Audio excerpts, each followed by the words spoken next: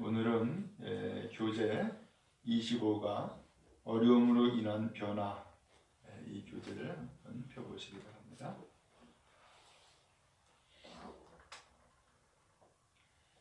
이번 책의 페이지가 253쪽이 되겠어요. 어려움으로 인한 변화. 오늘도 성경 말씀이 제시가 되어 있죠. 고린도서 4장 17절 다시 한번 읽어보도록 하겠습니다. 시작. 우리의 잠시 받는 환난에 경한 것이 지극히 크고 영원한 영광에 중한 것을 우리에게 이루게 함이니. 이 오늘 나눌 말씀의 제목이 어려움으로 인한 변화인데, 이 어려움을 오늘 성경 본문 고린도서 4장 17절에서는 환난이라는 표현을 썼어요. 환난. 자, 그리고 그 아래 귀용 부인이 이야기한 것을 여기 기록했네요. 제가 읽겠습니다. 고통의 불이 거룩한 금을 만든다. 고통의 불이 거룩한 금을 만든다. 이 고통이라고 하는 뜨거운 불이 전분 같은 아주 귀한 금을 만들어낸다 라고 하는 거예요. 자, 그러면 오늘도 이 교재의 내용을 읽으면서 함께 말씀을 나누도록 하겠습니다. 제가 먼저 오늘 읽겠습니다. 모든 문제 뒤에는 하나님의 목적이 있다. 그분은 우리의 성품을 개발시키시려고 상황을 이용하신다. 사실 그분은 우리를 그리스도와 같이 만드시려고 성경보다도 상황을 더 많이 사용하신다. 이유는 간단하다. 이는 우리가 하루 24시간 동안 어떤 상황이든 상황 속에 있기 때문입니다. 우리가 이 세상에서 살 때 많은 문제들에 직면할 것이라고 예수님이 경고하셨다. 요한복음 16장 33절. 그 누구도 고통에 대한 면역성은 없으며 완전히 분리되어 있지도 않다. 그리고 그 누구도 아무런 문제없는 삶을 순탄하게 살 수 없다. 삶은 문제의 연속이다. 하나를 해결할 때마다 또 다른 하나가 그 자리를 메운다. 베드로는 문제에 직면하는 것은 당연한 것이라고 하면서 이렇게 말했다. 사랑하는 자들아, 너희를 시련하려고 오는 불시험을 이상한 일 당하는 것 같이 이상히 여기지 말고. 베드로전서 4장 12절 말씀입니다. 하나님은 우리를 그에게로 가까이 오게 하시려고 문제들을 사용하신다.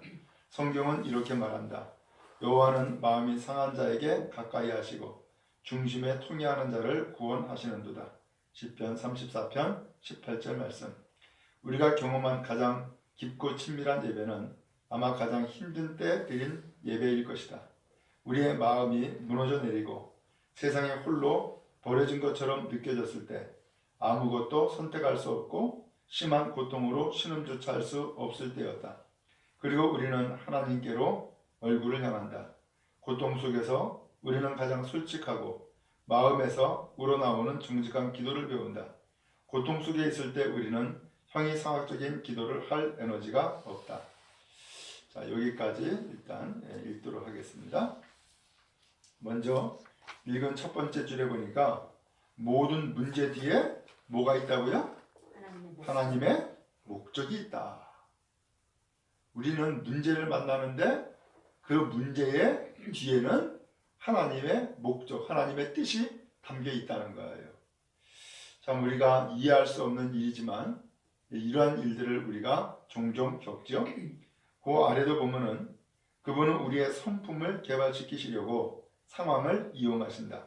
사실 그분은 우리를 그리스도와 같이 만드시려고 성경보다도 상황을 더 많이 사용하신다. 오늘 이 문제를 통하여서 오늘 우리에게 향한 하나님의 목적이 뭐라는 것을 여기서 먼저 넌지시 제시했죠. 뭐라 그랬어요? 우리의 성품을 개발시키는 것. 그리고 그 아래는 뭐라고 되어 있어요? 우리를 그리스도와 같이 만드시려고 이렇게 되어 있어요. 왜 우리가 여러 가지 문제를 만나는가? 알고 보니까 하나님의 목적이 숨겨져 있었는데 그 하나님의 목적은 우리의 성품을 개발시키는 것이었고 예수님과 같이 오늘 우리를 닮도록 만드시는 것이 하나님의 계획이었고 하나님의 뜻이었구나라는 것을 이 책에서 제시하고 있어요. 자, 이것이 오늘 함께 나눌 서론적인 내용인데 이 서론이 어떻게 보면은 우리 전체적인 내용을 암시하고 있음을 알 수 있어요. 다음 페이지에 보면은 그 두 번째 문단에 이런 표현을 했어요. 하나님은 우리를 그에게로 가까이 오게 하시려고 문제들을 사용하신다. 문제를 만나면은 사람들은 어떻게 돼요? 하나님을 더 가까이 할 수 있는 기회가 돼요. 그렇죠? 문제를 만나면은 하나님을 더 가까이 할 수 있는 기회가 돼요. 그래서 그 아래에 네 번째 줄에 보면은 우리가 경험한 가장 깊고 친밀한 예배는 아마 가장 힘든 때 드린 예배일 것이다. 공감하나요? 예. 정말로 하나님 앞에서 친밀한 예배는 가장 힘들 때 드린 예배. 그게 가장 친밀한 예배가 될 거다라고 하는 거예요. 마음이 무너져 내리고 세상에 홀로 버려진 것처럼 느껴졌을 때 아무것도 선택할 수 없고 심한 고통으로 신음조차 할 수 없을 때 바로 그때가 하나님 앞에 가장 친밀한 예배를 드렸던 그러한 경험 혹시 여러분 있나요? 바라기는 오늘 하나님께서는 그러한 수도 없이 많은 문제들을 통하여서 하나님께로 가까이 나가게 하는 것이 하나님의 뜻이었다라는 것을 우리는 다시 한번 기억하고 하나님과 친밀한 관계를 더욱 이뤄나가는 길이 있기를 바랍니다. 그 아래 조니 에릭슨 타타 좀 읽어주시기 바랍니다. 조니 에릭슨 타타는 이렇게 지적했다. 삶이 잘 풀릴 때 우리는 예수님을 아는 지식으로 슬쩍 넘어갈 수도 있고 그분을 모방하고 인용하고 그분에 대해 이야기하면서 넘어갈 수도 있다. 하지만 고통 속에서만이 우리는 예수님을 알게 될 것이다. 우리는 고통 속에서 다른 방법을 통해서는 배울 수 없는 하나님에 대해 배운다. 하나님은 요셉을 감옥에 갇히지 않도록 하실 수 있었고 다니엘이 사자굴에 들어가지 않게 하실 수 있었으며 예레미야가 구덩이에 던져지지 않도록 하실 수도 있었다. 또한 바울이 탄 배가 3번이나 부서지는 것을 막으실 수 있었고 새 히브리 사람이 불타는 아궁이에 던져지는 것을 막으실 수도 있었다. 하지만 하나님은 그렇게 하지 않으셨다. 그분은 이 문제들이 모두 일어나게 하셨고 그 결과 그들은 모두 하나님께 더 가까이 가게 되었다. 문제들은 우리가 하나님을 바라보게 하고 우리 자신보다 그분을 더 의지하게 한다. 바울은 이러한 유익함에 대해 이렇게 간증했다. 우리는 감당하기 어려운 환난을 당해 삶의 소망조차 없었습니다. 마음속에서는 사망 선고를 받았다는 느낌마저 들었습니다. 그러나 이렇게 된 것은 우리가 자신을 의지하지 않고 죽은 자를 살리시는 하나님을 의지하도록 하기 위해서였습니다. 우리는 하나님만 있으면 된다는 사실을 우리가 가진 것이 하나님밖에 없을 때가 되어서야 깨닫는 것이다. 예, 거기까지요. 예, 잘 읽으셨고요. 조니 에릭슨 타타라고 하는 사람이 지적한 이야기가 먼저 나오죠. 삶이 잘 풀릴 때는 우리는 예수님을 아는 지식으로 슬쩍 넘어갈 수 있다는 거예요. 그렇죠? 삶이 잘 풀릴 때, 문제가 없을 때에는 그냥 슬쩍슬쩍 다 넘어갈 수 있다는 거예요. 그러면서 그분이 이야기한 것도 모방할 수 있고 인용할 수도 있고, 그런데 우리가 고통 속에 있을 때에 비로소 예수님을 알 수 있게 된다는 거예요. 고통 속에 있을 때. 그러면서 고통 속에서 다른 방법을 통해서는 배울 수 없는 하나님을 배운다는 거예요. 하나님을 알게 된다는 거예요. 그러니까 고통은 우리에게 아주 소중한 것을 깨닫게 하고 알게 하는 그러한 소중한 기회가 되어져요. 아마 여러분도 그러한 경험이 있을지 모르겠어요. 그때 내가 이런 고통에 있을 때에 그때 하나님의 은혜가 얼마나 깊은지를 깨달았어 라고 하는 경험이 혹시 있을지 모르겠어요. 성경에 보니까는 많은 하나님의 사람들이 고통의 구렁텅이에 들어갔었어요. 요셉이 그랬죠. 그는 구덩이에 던져졌고 나중에는 감옥에까지 갔어요. 다니엘은 사자굴에 던져졌고요. 예레미야 역시 구덩이에 던져졌어요. 바울은 그가 탄 배가 3번이나 부서졌고요. 그 다음에 다니엘은 불타는 풀무불에 던져졌어요. 이와 같은 수많은 문제, 도저히 감당할 수 없는, 헤아릴 수 없는 문제를 만났는데 그 문제를 통하여서 결국은 하나님께 가까이 나아갔고 하나님을 깨달아 알았고 하나님 앞에 쓰임받는 놀라운 역사가 있었음을 성경을 통해서 알 수 있게 돼요. 오늘 그런 의미에서 오늘 우리도 성경에 나와 있는 사람들 못지않게 혹시 고통 가운데 있었다면 하나님께서는 반드시 거기에 뜻이 있다라는 것을 기억하고 하나님을 만나는, 또 하나님을 더 가까이 하는 소중한 기회가 다 되었기를 간절히 바라요. 그래서 하나님을 경험하고 하나님을 깨달아 알고 하나님의 뜻을 이뤄나가는 귀한 인생 다 되기 바랍니다. 자, 그 아래에 그 문제가 우리 성화청년 읽어주시기 바랍니다. 그 문제가 왜 일어나는지와는 상관없이 우리에게 닥친 어떤 문제도 하나님의 허락 없이는 일어날 수 없다. 하나님의 하늘의 삶에 일어날 모든 일은 이미 아버지 한번 거친 것이고 사탄이나 다른 이들이 약하게 사용하려 할 때에도 하나님은 그 모든 일들을 선을 위해 사용하신다. 하나님이 주권 속에서 모든 것을 성장하고 계시기 때문에 모든 뜻밖의 사건들은 우리를 위한 하나님의 계획일 뿐이다.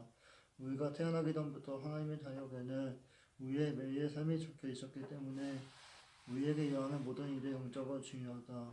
모든 것이 로마서 8장 28에서 29절의 그 이유를 맞은다. 우리가 알거니와 하나님을 사랑하는 자, 곧 그 뜻대로 부르심 입은 자들에게는 모든 것이 협력하여 선을 이루느냐. 하나님 미리 아신 자들 또한 그 아들의 형상을 본받게 하기 위하여 미리 정하셨으니 이는 그 많은 형제 중에서 맏아들이 되게 하려 하심이냐. 예, 잘 읽었어요. 로마서 8장 28절 29절 말씀이죠. 예. 자, 이 중요한 표현을 여기서 먼저 하고 있는데 그 문제가 왜 일어났는지와는 상관없이 우리에게 닥친 어떤 문제도 하나님의 허락 없이는 일어날 수 없다. 우리는 어떤 문제를 만나면 이게 도대체 왜 일어났을까? 여기에 궁금증이 있고 여기에 관심이 있잖아요. 그런데 분명한 것은 우리에게 닥친 어떤 문제도 하나님의 허락 없이는 일어나지 않는다는 거예요. 그러므로 우리가 닥친 어떤 문제를 할지라도 그 문제는 하나님의 허락이 있었구나. 그 다음에 하나님께 한번 거친 것이구나 라고 하는 거예요. 그래서 그 아래 보니까 사탄이나 다른 이들이 악하게 사용하려고 할 때에도 하나님은 그 모든 일을 선을 위해 사용하신다. 참 기가 막힌 섭리이죠. 우리는 문제를 만남으로 큰 고통을 경험하게 되지만 그 문제를 경험하는 그때에도, 그래서 심지어는 사탄이나 다른 이들이 악하게 사용해도 하나님은 그 모든 일을 선을 위해서 사용한다 라고 하는 거예요. 오늘 하나님의 그 귀하신 뜻이 우리의 인생에 펼쳐지고 있다는 것을 우리가 먼저 기억해야 되겠어요. 자, 이것을 바울 사도는 로마서 8장 28절 29절에서 말씀한 거예요. 우리가 알거니와 하나님을 사랑하는 자, 곧 그 뜻대로 부르심을 입은 자들에게는 모든 것이 협력하여 선을 이루느니라. 그래서 그 위에 쭉 이어져 있는데 오늘 이 말씀은 우리가 잘 알고 있고 또 외우고 있고 또 많이 들었죠? 오늘 이 말씀에 대해서 먼저 우리가 이해를 잘 해야 된다라고 하는 뜻으로 이 말씀에 대한 해설이 그 뒤에 쭉 나와 있어요. 자, 뒷페이지 한번 넘겨보시기 바랍니다. 로마서 8장 28절 29절 이야기. 자, 제가 한번 먼저 위에 부분을 읽겠습니다. 이 구절은 성경에서 가장 많이 잘못 인용되고 잘못 이해되는 구절이다. 이 구절은 하나님은 내가 원하는 방향으로 모든 일이 일어나게 하신다고 말하지 않는다. 명백히 그것은 사실이 아니다. 또한 하나님은 모든 일이 이 땅에서 행복한 결말을 맺게 하신다고 말하시지도 않는다. 그 역시 사실이 아니다. 이 땅에서는 불행한 결말도 많다. 우리는 타락한 세상에서 살고 있다. 오직 천국에서만 모든 일이 하나님의 계획대로 완벽하게 이루어진다. 그래서 우리는 뜻이 하늘에서 이룬 것 같이 땅에서도 이루어지이다 라고 기도하도록 배우는 것이다. 로마서 8장 28절 29절을 완전히 이해하려면 몇 구절로 살펴보아야 한다. 지금 두 가지, 이 성경 말씀에 대한 두 가지 사람들의 오해 혹은 잘못된 생각을 지적을 하고 있죠. 거기 두 번째 줄에 보니까 하나님은 내가 원하는 방향으로 모든 일이 일어나게 한다. 이게 아니라는 거예요. 그 다음에 또 하나는 하나님은 모든 일이 이 땅에서 행복한 결말을 맺게 하신다. 이 말씀도 아니라는 거예요. 그러면 도대체 이 말씀이 뭐냐? 이것을 이제 한 구절 한 구절 설명을 하고 있어요. 자, 우리가 알거니와 그 다음에 김일성 읽어주세요. 우리가 알거니와 어려울 때 우리가 갖는 희망은 긍정적인 사고나 소원 혹은 단순히 바라는 것에서 오는 것이 아니다. 그것은 하나님이 우주를 통치하시고 우리를 사랑하신다는 진리의 바탕을 둔 것이다. 네, 일단 거기까지만요. 어려울 때 우리가 갖는 희망은 그 다음 줄에 하나님이 우주를 통치하시고 우리를 사랑하신다는 진리의 바탕을 둔 거다. 여기 우리가 알거니와 이것은 지식이기도 하고 또 하나님에 대한 경험이기도 한 거죠. 그러면서 어려울 때 우리가 희망을 갖는데 그 희망을 갖고 있는 이유는 우리를 하나님께서 사랑하신다라고 하는 진리의 바탕을 두었기 때문에 희망을 갖는다는 거예요. 하나님이 우리를 사랑하신다는 진리 때문에 오늘 우리는 희망을 갖는다라고 하는 거예요. 자, 그 다음도 읽어주세요. 하나님을 사랑하는 자, 곧 그 뜻대로 부르심을 입은 자들에게는 이 약속은 모든 사람을 위한 것이 아니다. 하나님의 자녀들만을 위한 것이다. 하나님의 반대편에 서 있고 자신의 방법을 고집하는 사람들에게는 모든 것이 악하게 작용한다. 예, 거기서 첫 번째로 보니까 이 약속은 그랬어요. 모든 사람을 위한 것이 아니다. 하나님의 자녀들만을 위한 거다 라고 했어요. 그래서 하나님을 사랑하는 자고 그 뜻대로 부르심을 입은 자들에게는, 여기 그 뜻대로 부르심을 입었다. 곧 그 뜻은 하나님의 뜻이죠. 하나님의 우리를 향한 뜻이 있어서, 계획이 있어서 우리를 부르셨어요. 그리고 오늘 우리를 사랑하세요. 그렇기 때문에 하나님의 그 말씀은 모든 사람을 위한 것이 아니라 하나님의 자녀, 곧 하나님께서 택하시고 부르신 사람을 위한 말씀이라는 거예요. 그러한 사람을 위한 약속이라는 거예요. 그러니까 오늘 우리가 하나님 앞에 선택을 받고 하나님 앞에 부름받았다라고 하는 것을 우리가 알고 있죠. 그러니까 하나님의 그 약속의 말씀은 누굴 위한 거예요?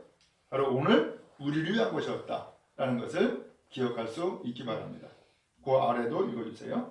모든 것이 우리의 삶에 대한 하나님의 계획은 우리에게 일어나는 모든 것, 실수, 죄, 그리고 우리의 상처까지 모든 것을 포함한다.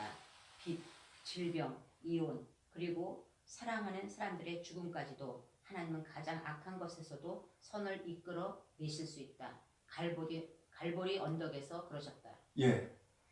자, 모든 것이라고 했는데 우리 삶에 대한 하나님의 계획은 우리에게 일하는 모든 것, 실수, 죄, 그리고 우리 상처까지 모든 것을 포함한다. 여기 모든 것은 실수도 포함되고 죄도 포함되고 우리가 받은 상처도 포함되고, 그래서 이 모든 것이 결국 협력하여 선을 이룬다라고 했는데 이것이 다 포함된다라고 하는 거예요. 자, 그 다음에 협력하여는 우리 이성화 청년이 읽어주시기 바랍니다. 협력하여 각각이나 동물적이 아니라 우리의 삶의 사건들을 하나님의 계획 안에서 조화를 이룬다. 그것들은 각각 독립된 사건이 아니다. 우리도 그리스도와 같이 만드는 가정의 상호 이데올로기의 부분이다. 케이크를 굽기 위해서는 밀가루, 소금, 계란, 설탕, 그리고 기름이 필요하다. 따라 먹으면 별별 수 없고 신경 쓰기까지 하다. 하지만 함께 구우면 아주 맛있는 케이크가 된다. 우리의 모든 불쾌한 경험들을 하나님께 맡기면 그분은 그것을 엮고 선을 행하신다. 예, 잘 읽었고요. 합력하여 라고 하는 것을 이제 해설을 했는데 우리의 삶의 사건들을 하나님의 계획 안에서 조화를 이룬다.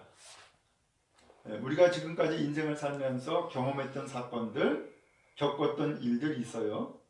근데 이런 일들이 결코 우연이 아니고 하나님께서는 그 모든 과정들을 다 협력하여서 하나님의 계획 안에 조화를 이루도록 하나님께서 이끄신다는 거예요. 그래서 마치 케이크를 굽는 것과 같다는 거죠. 거기에 재료들이 들어가죠.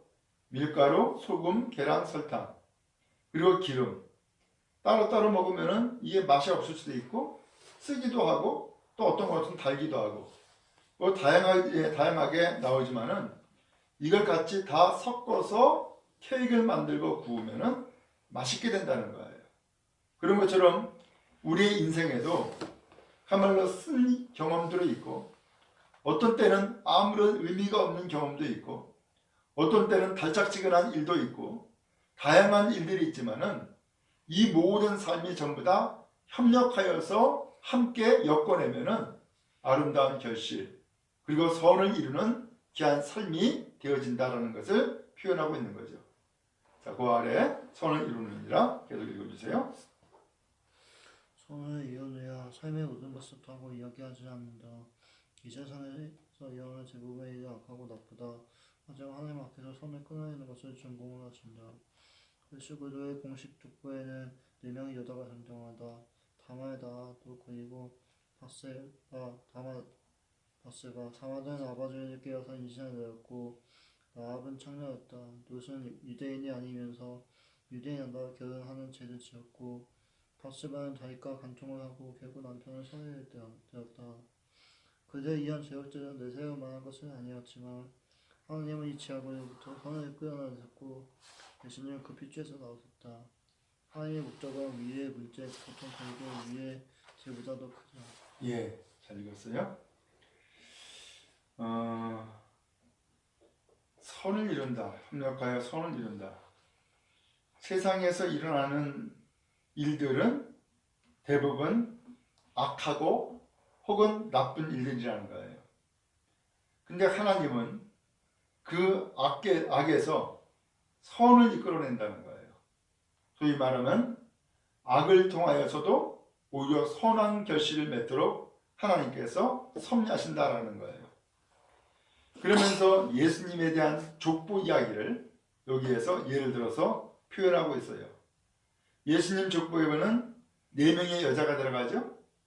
그 4명의 여자가 바로 다말, 라합, 룻, 그리고 바세바 이런 사람들이 들어가는데 이런 사람들이 한결같이 예수님의 족보에 들어가기에 합당하지 않은 사람들이었어요. 근데 그런 사람들이 족보에 들어가 가지고서 어떤 사람은 족보가 단절될 수 있었는데 어떤 사람은 이 족보를 연결해 주는 역할을 하고 어떤 사람은 자식이 없는데 자식을 낳아주는 역할을 하고 그러면서 그 다양한 역할들을 통하여서 결국은 그 족보에서 누가 나오느냐? 구세주 예수 그리스도가 태어나신 거예요. 하나님의 목적은 바로 인간의 고통 혹은 문제 혹은 죄 이거보다도 훨씬 더 크다는 거예요. 그래서 궁극적으로는 하나님의 목적을 이루신다라고 하는 거예요. 우리도 마찬가지죠. 하나님은 우리를 향한 계획이 있어요. 근데 오늘 우리가 완전하냐? 그렇지 않아요. 죄를 안 짓느냐? 그렇지 않아요. 항상 선한 일을 도모해 나가느냐? 그렇지 않아요. 오늘 우리는 마음과 생각으로 혹은 행동으로 온갖 죄를 짓고 하나님 앞에 불순종하기도 해요.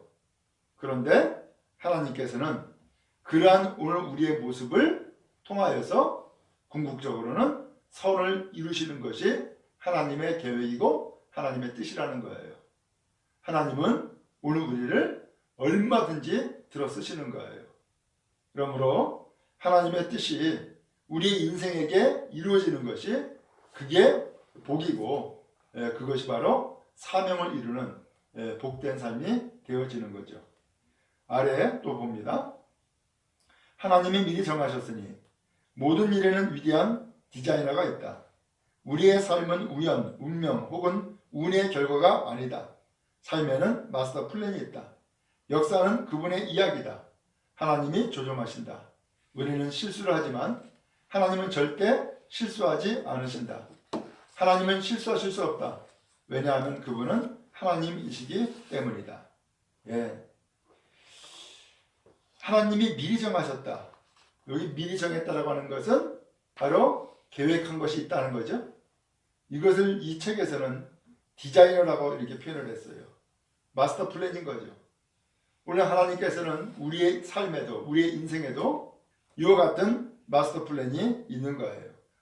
그래서 이 세상에 대한 마스터 플랜도 하나님은 가지고 계신 것처럼 우리를 향한 마스터 플랜도 가지고 계신다는 거예요. 그래서 이 세상의 모든 역사는 하나님의 역사예요. 마찬가지로 오늘 우리의 삶도 한 역사의 부분인데 오늘 우리의 삶도 하나님의 역사로 이루어지게 될 거예요. 하나님은 실수하지 않는데요. 왜? 우리는 하나님의 작품이기 때문이에요. 그러므로 하나님께서 하나님의 작품을 그야말로 엉터리로 만들지 않았을 거예요.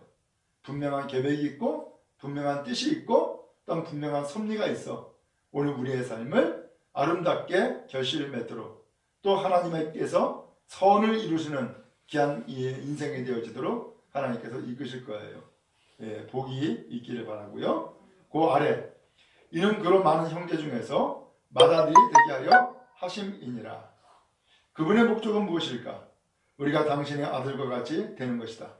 하나님이 우리의 삶에서 발생하게 하신 모든 문제는 그 목적을 위한 것이다. 왜 하나님께서 이렇게 협력하여 선을 이루실까? 또 하나님이 왜 미리 정하셨을까? 오늘 우리를 많은 형제 중에서 뭐가 되게 하려고? 맏아들 되게 하려고. 맏아들. 소위 말하면 당신의 아들과 같이 되는 것, 곧 예수님과 같이 되는 것. 바로 이것이 하나님의 뜻이라는 거예요. 그래서 여기서 맏아들이라고 하는 것은 예수님을 표현한 거죠. 예수님과 같은 사람이 되게 하려고 하는 것이 하나님의 뜻이라는 거예요. 그러니까 오늘 우리는 여러 가지 문제들을 만나고 여러 가지 환난도 만나고 여러 가지 그야말로 사건도 혹은 시련도 만나지만 그런 모든 일들은 궁극적으로 우리를 맏아들게 하려는 것, 예수님을 본받게 하도록 하는 것, 바로 그것이 하나님의 뜻이다라는 것을 먼저 기억하고 오늘 문제들을 만날 때마다 하나님 닮고 곧 예수님을 닮기를 기뻐하고 예수님을 닮기를 다짐하는 우리가 다 됐으면 좋겠어요. 자, 그러면 큰 2번이에요. 그리스도와 같은 인격 쌓기 좀 읽어주세요. 우리는 보석 같아서 역경이라는 망치와 끌로 깎여서 모양을 갖춘다. 만일 보석공의 망치가 거친 모서리를 깎아낼 만큼 강하지 않으면 하나님은 더 큰 해머를 사용하신다. 만일 우리가 정말 고집이 세다면 그분은 드릴을 사용하실 것이다. 그분은 필요한 것은 모두 사용하실 것이다. 모든 문제는 인격을 쌓을 수 있는 기회다. 그리고 그 문제가 더 어려울수록 영적인 근육과 도덕적인 섬유 조직을 만들 수 있는 잠재력은 더 커진다. 바울은 우리는 이러한 어려움들이 인내를 낳는다는 것을 안다. 그리고 인내는 인격을 낳는다 라고 말했다. 겉에서 일어나는 일들은 우리 내면에서 일어나는 것보다 중요하지 않다. 우리가 겪는 상황은 일시적인 것이지만 우리의 인격은 영원한 것이다. 성경은 때때로 시험을 불순물을 태워 없애는 정제소의 불과 비교한다. 베드로는 너희 믿음의 시련이 불로 연단하여도 없어진 금보다 더 귀하여 예수 그리스도에 나타나실 때에 칭찬과 영광과 존귀를 얻게 하려 함이라. 베드로전서 1장 7절에 말했다. 어느 한 은 세공이는 은이 깨끗하다는 것을 어떻게 압니까? 라는 질문을 받았을 때 제 모습이 비치는 것을 보고 압니다. 라고 대답했다. 우리의 믿음이 깨끗할 때 사람들은 우리 안에서 예수님의 모습을 볼 수 있다. 야곱은 이렇게 말했다. 이는 너희 믿음의 시련이 인내를 만들어내는 줄 너희가 알미라. 야고보서 1장 3절 말씀. 예, 일단 거기까지 읽읍시다. 그리스도와 같은 인격 쌓기. 자, 오늘 함께 나눌 그 제목이 어려움으로 인한 변화예요. 이게 어려움이라고 하는 것은 문제 혹은 환난 혹은 시련, 혹은 고통 이런 거죠.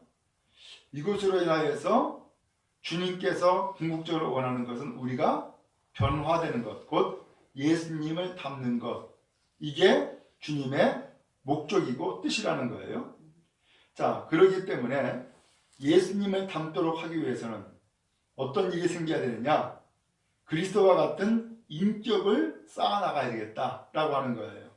그래서 금방 읽은 두 번째 문단에 보면은 모든 문제는 무슨 기회가 된다고요? 인격을 쌓을 수 있는 기회다라는 거예요. 인격을 쌓을 수 있는 기회다. 그래서 인격은 언제 나오느냐? 평상시에는 인격이 안 나와요. 다 인격이 다 품이 있어 보이고 다 좋아 보일 수 있어요. 근데 언제 인격이 나오느냐? 극한 상황에 처했을 때에. 그야말로 우리의 감정이 무너질 때 인격이 나와요. 그래서 그 문제는 결국은 인격을 향상시키는 기회가 되어져요.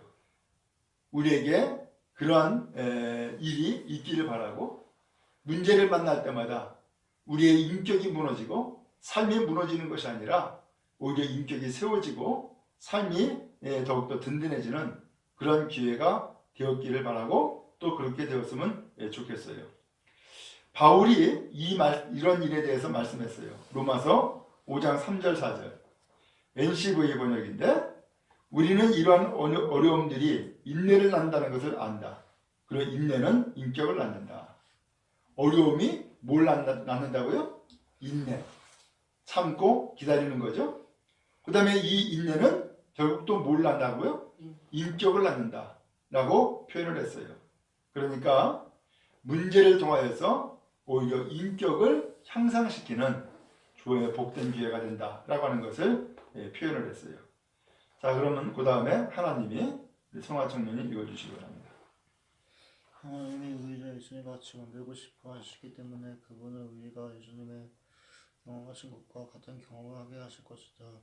외로운 유혹, 스트레스, 비난, 거절, 그리고 그의 많은 문제들을 겪게 될 것이다. 환경은 예수님 고난 신동을 배워서 온전하게 되었은즉 라고 말한다. 왜 하나님 당신의 아들이 겪게 하신 고통에서 우리를 제외시키지 않은 것일까? 바울은 이렇게 말한다. 자나이면 또한 후사고 하나님의 후사여 그리스도와 함께 하고사니 우리가 그와 함께 영광을 받기 위하여 고난도 함께 받아야 할 것이니라. 로마서 8장 17절 말씀. 거기 읽은 첫 번째 줄에 보니까 하나님이 우리를 예수님과 같이 만들고 싶어 하시기 때문에 그분은 우리가 예수님이 경험하신 것 같은 경험을 하게 하실 것이다 라고 했어요. 예수님이 경험했던 일들이 뭐가 있어요? 가장 큰 경험은 아마 배신일 거예요. 그리고 버림을 받은 거죠. 그는 제자들에게도 배신당했고요. 사람들에게 침뱉음을 당하고 또한 따귀를 맞거나 주먹으로 때리는 것을 경험을 했어요. 마지막에는 예수님은 십자가라고 하는 사형틀에 처형당해 죽으셨어요. 그야말로 인간이 겪을 수 있는 최고의 그러한 비극을 예수님은 다 맛보셨죠. 근데 그런 여러 가지 어려움들을 다 겪었는데 그때마다 예수님은 뭐 했느냐? 말씀을 이루시기 위해서, 하나님의 뜻을 이루시기 위해서 순종을 했어요. 그래서 그 순종함을 통하여서 하나님의 뜻을 이루는 삶을 사셨어요. 곧 온전함이죠. 오늘 우리도 인격을 쌓아나가는데 그 인격을 쌓을 수 있는 기회를 문제와 사건을 통해서 우리에게 주신다라는 것을 기억하고, 그때마다 오늘 우리는 예수님을 다시금 생각하고, 그 다음에 예수님께서 고난 가운데 순종했던 것처럼 하나님의 뜻이 무엇인지 다시 한번 생각하고 순종함으로 나아갈 수 있기를 바랍니다. 자, 그 다음에 세 번째, 예수님처럼 문제에 대처하기. 우리가 겪는 문제들이 자동적으로 하나님이 의도하신 결과를 가져오지는 않는다. 많은 사람들이 나아지기보다는 비통해하며 절대 성장하지 않는다. 우리는 예수님과 같은 방법으로 대처해야 한다. 우리가 겪는 문제가 자동적으로 해결되거나 자동적으로 하나님의 의도하신 바를 이루는 일이 된다. 그렇지 않다는 거예요. 거기엔 자동이 아니라는 거예요. 그러면서 오늘 우리는 예수님이 사건과 문제를 만났을 때 대처했던 것처럼 오늘 우리도 그렇게 대처를 해야만 오늘 우리의 삶이 변화가 된다. 예수님을 닮는다 라고 하는 것을 표현하고 있는 거죠. 자, 그러면 그 다음에 우리 김희수 한번 읽어주시기 바랍니다. 하나님의 계획은 항상 선하다는 것을 기억하라. 하나님은 우리에게 가장 좋은 것이 무엇인지 아시고 우리가 가장 관심 있어 하는 것을 기억하신다. 하나님은 예레미야에게 말씀하셨다. 나 여호와가 말하노라. 너희를 향한 나의 생각은 내가 아나니 재앙이 아니라 곧 평안이요 너희 장래에 소망을 주려 하는 생각이라. 요셉은 그를 노예로 팔려고 했던 형들에게 당신들은 나를 해하려 하였으나 하나님은 그것을 선으로 바꾸사 라고 말할 때부터 이 사실을 이미 이해하고 있었다. 히스기야는 그의 생명을 위협하는 질병에 대해 같은 감정을 보였다. 보옵소서 내게 큰 고통을 더하신 것은 내게 평안을 주려 하심이라. 주께서 나의 영혼을 사랑하사 멸망의 구덩이에서 건지셨고 그의 모든 죄는 주의 등 뒤에 던지셨나이다. 우리가 어떤 문제에서 해방시켜달라고 요청했으나 하나님이 거절하실 때마다 이것을 기억하라. 하나님은 우리의 유익을 위하여 그의 거룩하심에 참여케 하시느니라. 우리가 스스로 고통이나 문제가 아닌 하나님의 계획에 초점을 맞추는 것이 중요하다. 예수님은 그렇게 십자가의 고통을 견디셨고 우리는 그분의 모범을 따라야 한다. 믿음의 주요 또 온전케 하시는 이인 예수를 바라보자. 저는 그 앞에 있는 즐거움을 위하여 십자가를 참으사 부끄러움을 개의치 아니하시더니 하나님 보좌 우편에 앉으셨느니라. 예, 일단 거기까지요. 예수님처럼 문제에 대처를 하자라고 하는 건데 먼저 그렇게 예수님처럼 문제에 대처하기 위해서는 하나님의 계획은 항상 선하다. 이것을 기억하라는 거예요. 다시 한번요. 하나님의 계획은 항상 선하다. 이것을 기억하라는 거예요. 그래서 예레미야 29장 11절에 말씀이 나왔는데 나 여호와가 말하노라 너희를 향한 나의 생각은 내가 하나니 재앙이 아니라 곧 평안이요 너희 장래에 소망을 주려 하는 생각이다 라고 표현을 했어요. 하나님이 오늘 우리를 향한 생각은 재앙이 아니래요. 그럼 뭐래요? 평안이래요. 장래에는요 소망 주는 거라는 거예요. 이게 하나님의 생각, 하나님의 계획이라는 거예요. 그러면 우리가 우리의 삶에 대해서 하나님의 계획이 있다는 것을 기억하시고 오늘 우리가 하나님의 계획은 재앙이 아니다 라는 거예요. 그 다음에 뭐라고요? 평안이다. 그리고 장래는요 소망이다 라고 하는 거예요. 이것을 꼭 기억했으면 좋겠어요. 그래서 성경에 나와 있는 사람들을 예를 들어서 설명을 했어요. 요셉을 설명을 했죠. 이 요셉이 노예로 팔렸어요. 처음에 형들은 이 요셉을 구덩이에 던져가지고서 죽이려고 했어요. 근데 하나님이 거기에서 건져가지고서는 노예 상인들에게 팔렸어요. 노예가 돼버렸어요. 그래서 보디발 장군의 집에 들어갔어요. 근데 거기에서 또 인생이 또 꼬여가지고서 이번에 어디 갔어요? 감옥에 갔어요. 아니 세상에 이런 불행이 어디 있어요. 근데 그것은 잠깐이었고 하나님의 계획은 이 요셉이 노예가 되는 것도 아니었고 죄인으로 감옥에 갇히는 것도 아니었던 거예요. 그것은 하나의 과정일 뿐이었던 거예요.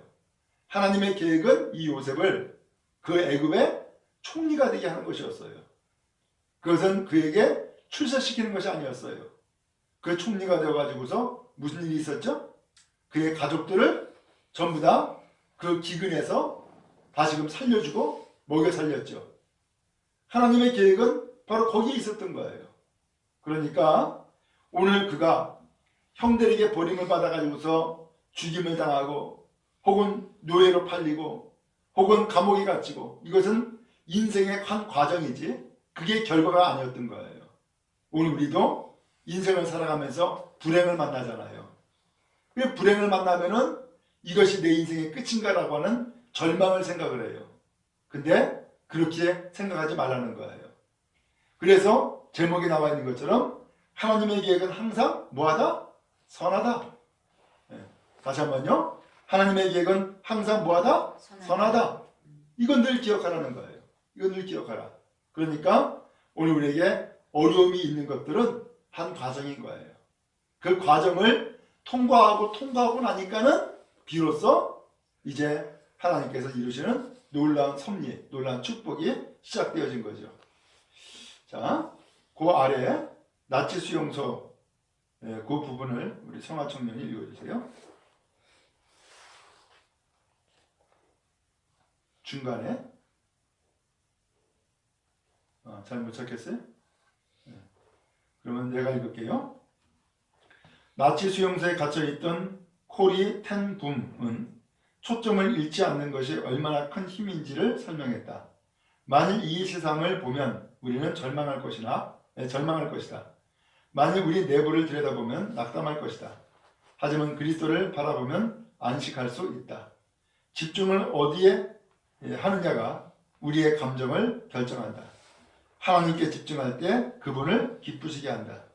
우리의 초점이 감정을 결정할 것이다. 인내의 비밀은 고통은 일시적이지만 그 상급은 영원하다는 것을 기억하는 것이다.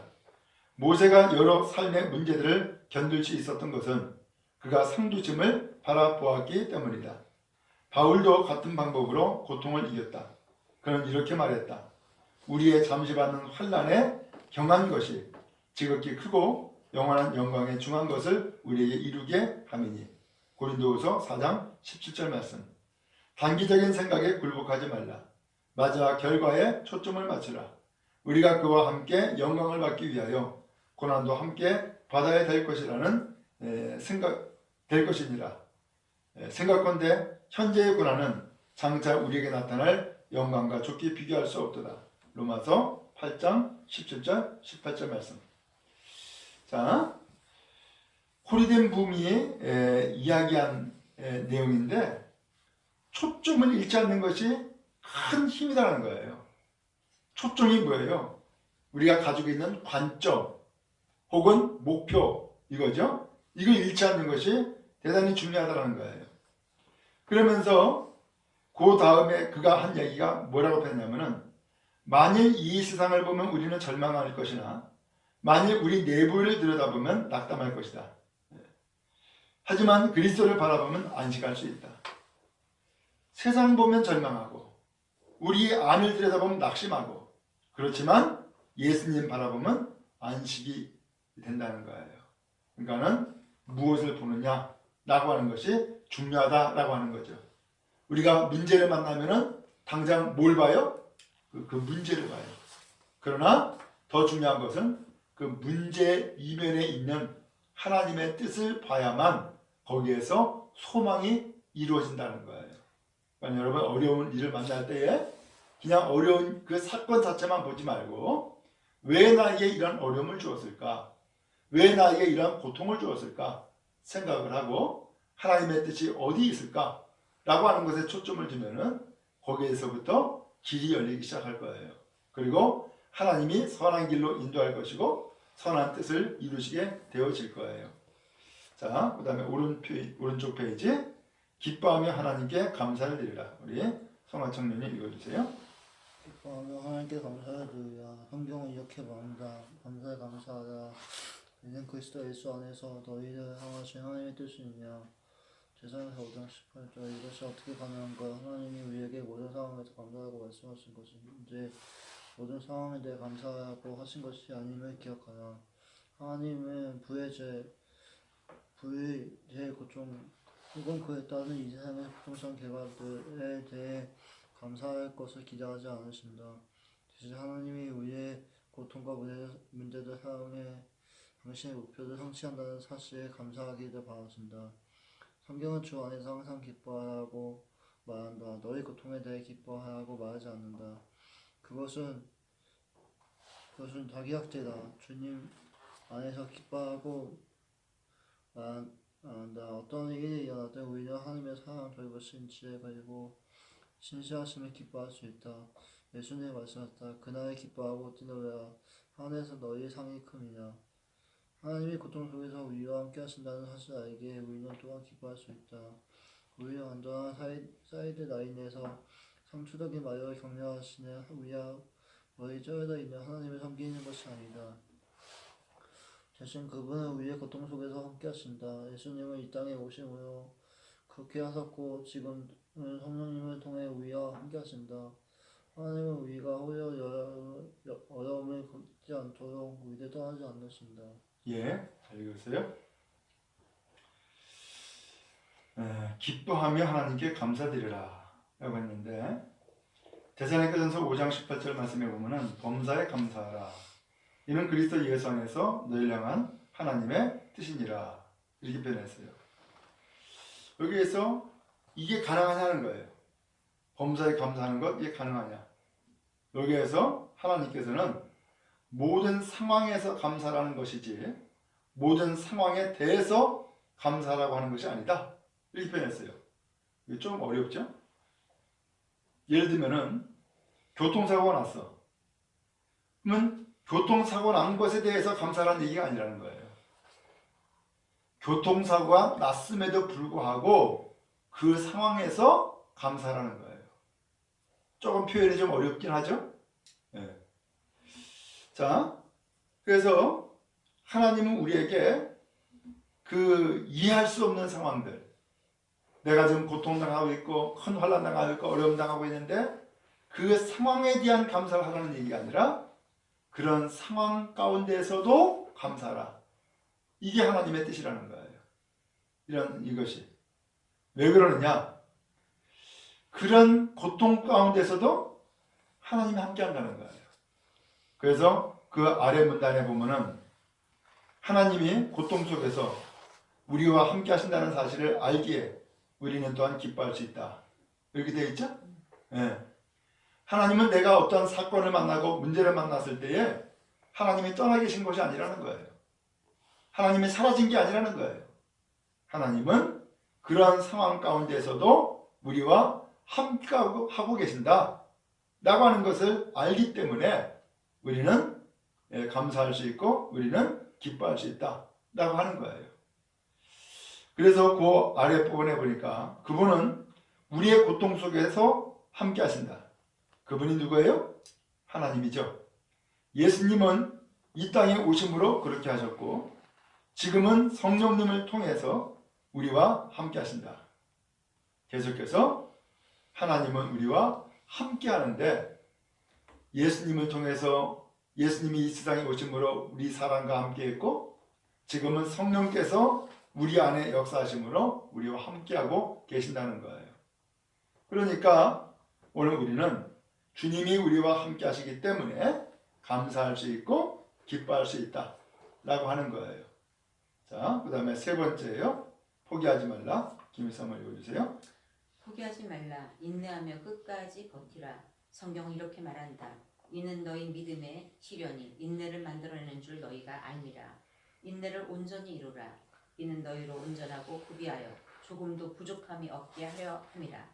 야고보서 1장 3절에서 4절 말씀. 인격이 자라는 것은 길고 느린 과정이다. 우리가 삶에서 단지 어려움을 피하거나 어려움에서 벗어나는 데에 에너지를 사용한다면 우리는 그 과정을 우회하고 성장을 지연시키며 결국 더 심한 고통을 겪게 된다. 부정과 회피에 따르는 아무런 쓸모없는 고통을 겪게 된다.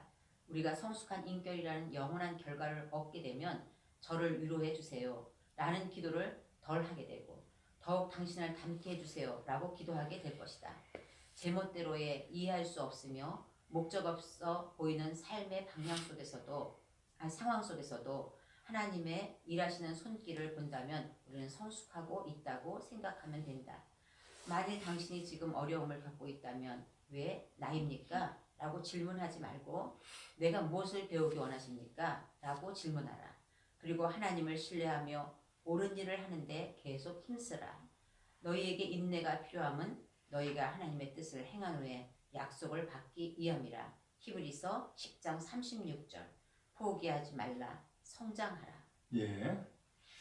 자, 마지막에 우리에게 던져주는 주제는 포기하지 말라. 인내하며 끝까지 버티라. 이렇게 표현을 했어요. 주님을 닮고 오늘 우리의 삶을 변화시키기 위해서는, 그리고 좀 더 구체적으로는 예수님처럼 문제에 대처하기 위해서는 포기하지 말라는 거예요. 끝까지 버티라. 인내하며 끝까지 버티라. 이렇게 표현을 했어요. 그래요. 오늘 우리가 문제를 만날 때에 왜 납니까? 라고 질문하지 말고 이 일을 통해서 내가 무엇을 배우길 원합니까? 내가 어떻게 행하기 원하십니까? 이렇게 질문을 하라는 거예요. 그래서 하나님을 계속해서 신뢰하고 옳은 일을 하는데 힘쓸 것을 주문하고 있어요. 다시 한번요. 하나님을 계속해서 신뢰하고 옳은 일을 행하라 라고 하는 거예요. 오늘 정말로 마지막 때까지 하나님을 신뢰한다라고 하는 것이 참 쉬운 일은 아니지만 분명히 하나님은 살아계시고 우리와 함께 하시는 것을 우리가 알고 또 믿고 있기 때문에 끝까지 하나님을 신뢰하는 것, 바로 이것이 오늘 우리에게 중요하다라고 하는 것을 표현하고 있어요. 그런 의미에서 오늘 우리도 끝까지 하나님 신뢰하고 옳은 일을 행하는데 계속 힘쓸 수 있기 바랍니다. 자, 메모 박스 봅니다. 내 삶의 목적에 대하여 생각할 점. 모든 문제 뒤에는 하나님의 목적이 있다. 외울 말씀 이걸 한번 같이 한번 읽겠습니다. 시작. 우리가 알거니와 하나님을 사랑하는 자 곧 그 뜻대로 부르심을 입은 자들에게는 모든 것이 협력하여 선을 이루느니라. 로마서 8장 28절 말씀. 삶으로 떠나는 질문. 나는 어떤 문제로 인해 가장 많이 성장하였는가? 아이들 보면은 언제 아이들이 큰다 그래요? 아프고 나면은 아이가 큰다 그래요. 더 똘똘해지고 크죠? 근데 우리 사람이 마찬가지인 것 같아요. 어린아이 때만이 아니라 청소년 때에도 언제 크느냐? 방황을 마치고 난 다음에 크는 거예요. 방황을 마치고 난 다음에. 그리고 사회생활도 많은 갈등을 거치고 난 다음에 비로소 사회에 적응을 하고 그 다음에 사회에서 좋은 일꾼으로 일을 하게 되죠. 교회도 마찬가지인 것 같아요. 교회도 보면은 언제 성장하느냐? 평안할 때 성장하는 게 아니에요. 많은 일들로 갈등하고 고민하고 그리고 탄식할 때에 그때서 그 문제를 해결하시는 하나님을 통하여서 믿음의 성장을 하고 삶이 성숙되어지는 거죠. 그리고 진정 교인으로서의 삶을 살아갈 수 있게 되어지는 거죠. 자, 그러면 오늘 함께 나눈 이 공부 다시 한번 간단하게 정리하도록 합니다. 어려움으로 인한 변화, 모든 문제 뒤에는 하나님의 목적이 있다.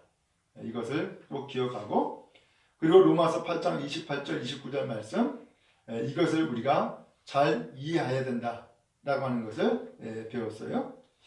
그 다음에 그 말씀의 핵심은 뭐냐면은 하나님을 사랑한 자, 곧 그 뜻대로 부르심을 입은 자들에게는 모든 것이 협력하여 뭘 이룬다? 선을 이룬다. 그 다음에 또 하나는 누구를 본받는다? 아들 예수님을 본받게 하는 것이 하나님의 뜻이다 라고 하는 거예요. 이 두 가지가 핵심이 되겠어요. 그래서 예수님을 본받기 위해서는 뭐가 필요하냐? 그리스도와 같은 인격을 쌓을 수 있는 기회를 삼아라 라는 거예요. 문제를 만났을 때 바로 예수님을 닮는 인격을 쌓는 것을 배워라. 그 다음에 또 하나는 예수님처럼 문제에 대처해라. 그래서 구체적으로는 하나님의 계획은 항상 선하다. 그 다음에 하나님께 기뻐하고 감사하는 삶을 살아라. 그 다음에 마지막 세 번째로는 포기하지 말아라. 자, 이것을 함께 배웠어요. 오늘 문제 가운데에 하나님의 뜻이 있음을 다시 한번 기억하면서 오늘 우리의 삶이 성숙되고 변화가 되는 복된 삶이 되어지기 바랍니다.